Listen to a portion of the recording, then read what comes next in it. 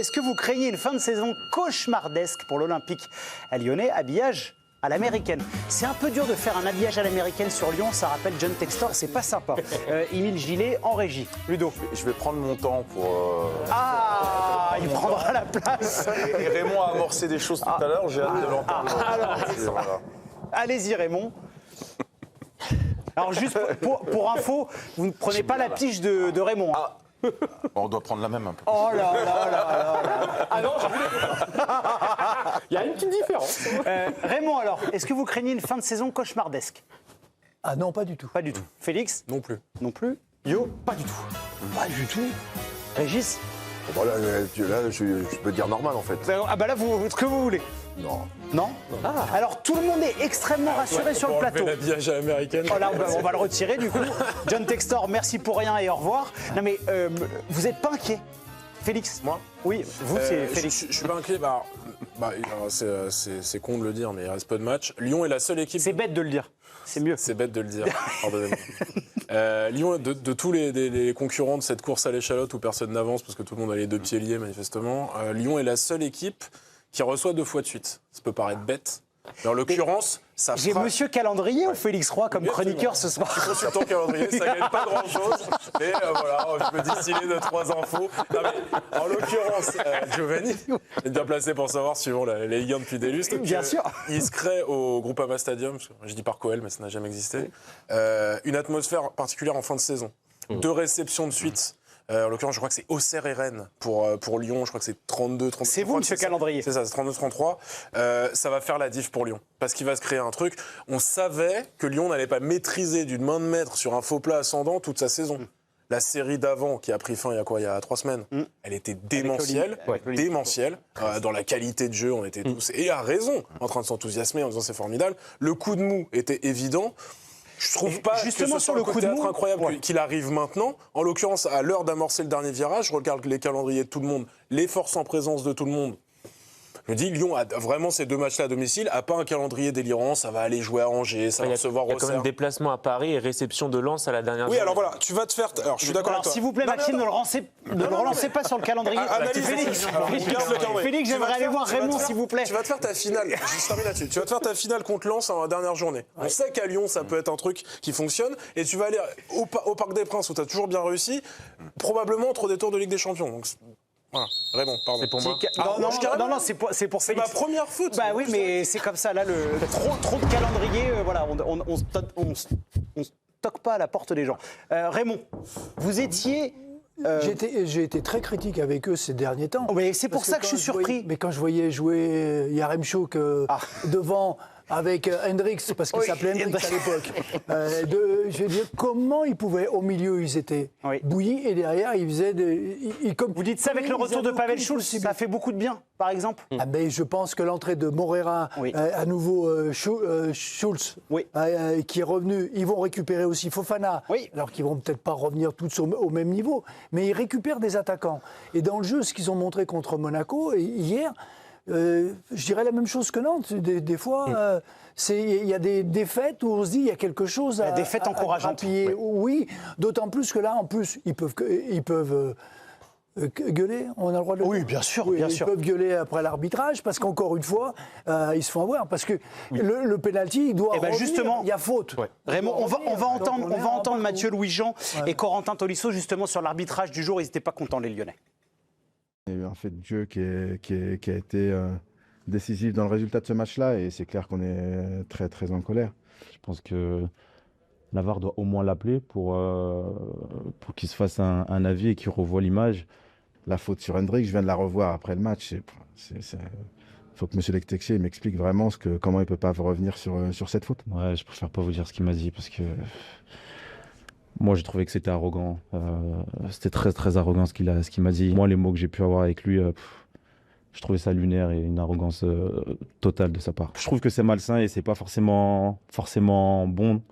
Mais j'ai pas aimé du tout ça. J'ai pas aimé du tout sa phrase, sa réponse. C'est pas la première fois, notamment avec M. Le Texier. On était là l'année dernière, j'étais là avec vous, le match de Saint-Etienne où il inverse un carton rouge sur Corentin Tolisso qui est flagrant. Et là, une faute qui est flagrante encore une fois.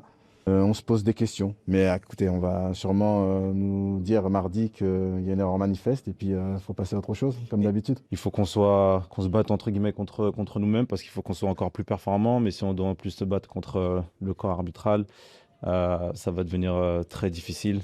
J'ai l'impression qu'on va rien nous donner, à nous d'aller le chercher. On va travailler dur pour. Alors là, vous assistez aux coulisses de l'équipe du soir. Yo était outré en disant j'en peux plus et Ludo n'était pas d'accord. Donc, Johan, ça vous agace les déclarations de Corentin Tolisso? Évidemment, pour moi, il n'y aurait jamais dû y avoir le penalty pour Monaco sur le 1 partout, puisqu'évidemment, on l'a bien vu. Faute de Zakaria sur Hendrick. La faute, elle est évidente, même un Stéphanois ne pourrait pas dire l'inverse. Évidemment, donc il n'y aurait pas dû y avoir penalty. Pas mal ça. Mais n'oublions pas le Tagliafico aussi, qui a été lamentable ce soir, qui s'est expulsé à la 88e. Il aurait dû être expulsé bien auparavant. Son coup de boule absolument lamentable à. Très beau mime. À Akliouche. Et là, c'est bizarre, on ne dit rien. Alors moi, j'apprécie un truc chez les Lyonnais cette année. On a retrouvé un petit peu leur grinta, on a retrouvé là. Mais le nombre incalculable de cartons rouges. Et ça y est, ils commencent de nouveau à se plaindre. Ils commencent à pleurer. Et là, alors évidemment, il n'y a pas le penalty là. Évidemment, il y a une erreur arbitrale. Mais tu as vu, ils viennent, le directeur sportif qui vient, ou le directeur technique et tout. Et surtout, c'est que bizarre, Tagliafico, lui, en revanche, qui doit se faire expulser bien auparavant. Là, c'est bizarre, on ne dit pas, on n'en peut plus de ce football, on n'en peut plus de ces joueurs. Et Paulo Fonseca, je pensais qu'il avait compris, Paulo Fonseca. J'avais dit du bien, je pensais que c'était bien. Et puis ce soir, encore aujourd'hui, j'ai bien regardé le match, c'est encore tout le temps à pleurer. Il prend un jaune, Georges Massiel prend encore un rouge.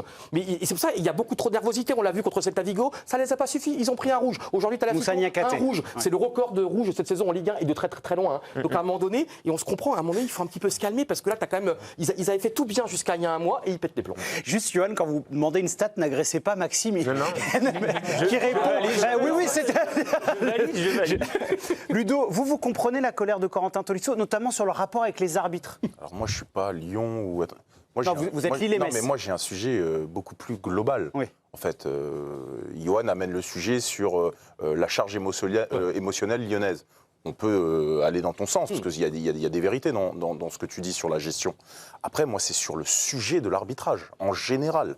Je veux dire, cette année, ça a été plus flagrant que les autres années. C'est-à-dire, il y a des fautes. Là, honnêtement, si vous me dites que ça passe normal, le fait que la faute sur Hendrick... On ne revienne pas à la faute, oui. Tu ne reviennes pas à la faute. Je suis d'accord. Là, franchement, je n'ai pas d'explication rationnelle. On ne m'en donne pas non plus. Bien sûr. Je veux dire... Pardon, je suis désolé parce que Félix, il était en prison mais avec son portable. A priori, même en prison, normalement, on n'a pas le droit au téléphone portable. Je sais qu'en France, il y a beaucoup de téléphones portables dans les prisons, mais en tout cas, dans l'équipe du soir, non. Allez-y. BFM ou c'est nul? Donc je sais que c'est un sujet qui dérange et qui gêne. Néanmoins, je pense qu'il faudra à un moment donné se poser et discuter à un moment donné de la réforme aussi. Oui. Mais là, Tolisso, il discute sur ce que lui dit l'arbitre, l'attitude qu'il a. Oui, il parle de la condescendance, de l'arrogance. Donc le micro, ça fait partie des choses qu'il faudra aussi expérimenter, parce que quand les acteurs se disent des choses, mais finalement quand il y a pas le micro, ils se disent des choses, puis quand il y a le micro, c'est différent. Donc si ça peut amener déjà un petit peu plus de classe et de respect dans les relations entre... Mais moi, mon sujet, il est là. Et l'arbitrage, le monde de l'arbitrage, comme dans les clubs, comme dans les instances, comme partout, à un moment donné, il faut se poser les bonnes questions. Il faut aussi accepter d'évoluer. Voilà. Pour conclure, Félix, en 10 secondes, vous m'avez demandé la parole. Il faut se rappeler qu'il y a pas un contentieux, mais il y a un truc entre Corentin Tolisso et François Le Texier depuis très longtemps. À Geoffroy Guichard, Tolisso prend une énorme semelle de Stassin dans un match décisif. Stassin est expulsé. L'arbitrage vidéo... Stassin est expulsé par Le Texier. L'arbitrage vidéo demande à Le Texier de venir consulter les images, qui pour une raison qui, moi, me paraît paranormale, décide de revoir sa décision. Et donc, et Tolisso sort sur civière à Geoffroy Guichard. D'accord. François Le Texier était l'un des meilleurs arbitres du monde était le meilleur arbitre du monde il y a 2 ans. Il fait partie du top il y a d'ailleurs 3 arbitres français sur 8 huitièmes de finale retour de Ligue des Champions, quand même. Donc pour un arbitrage en crise, ils sont bien. Ils sont bien meilleurs quand ils sont en dehors de l'Hexagone. Probablement. Quelle est la François raison ? Le Texier, il a une façon de s'adresser aux joueurs qui effectivement fait débat en France, et notamment avec des joueurs qui, capitaines ou pas, c'est pas la question, c'est pas pour cibler des mecs, sont pas dans l'invective, mais dans un rapport, on va dire, verbal assez musclé. Il y a des arbitres avec qui ça passe, Benoît Millot par exemple, Clément Turpin qui arrive très bien à gérer ça dans la pédagogie, Benoît Millot aussi, limite parfois en vrai, Jérémy Stinat et comme ça. François Le Texier, il est particulier. Les rares fois où il y a eu un micro sur lui, un peu comme son nom m'échappe, comme Tony Chaperon à l'époque, un peu dans ce genre de personnalité. Il chambre. Il répond un peu sèchement. Il dit absolument pas, vous n'allez pas m'apprendre mon métier, mais pas dans le conflit, dans le côté je suis ton égal. Et le Texier la joue comme ça. Il y a des gens à qui ça passe, il y a des gens à qui ça passe pas. Mais en l'occurrence, François Le Texier, bon, là effectivement il y a des trucs c'est plus sur l'arbitrage vidéo, c'est un super arbitre, il rate très rarement ses matchs.